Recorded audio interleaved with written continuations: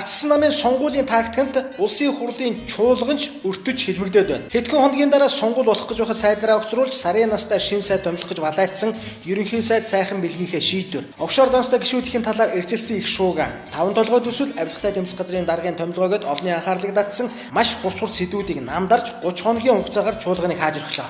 Үүгээрээ олонний хил амыг нэг хэсэгтэл зогсоож чадах шиг болов. Хуулиараа ийм ирхэн улсын хурлын даргад байдаг юм байна. Тэгэхээр одоо яалтаач үлээ. Одоо бол 6 дугаар сарын 24 хүртэл гишүүд улс төрөө хийн үү, сурчлагаа хийн үү ёстой дурны асуудал болов. Харин чуулганы танхимд далиалдаг шигэ ил тодор гошууруулах нь өнгөв.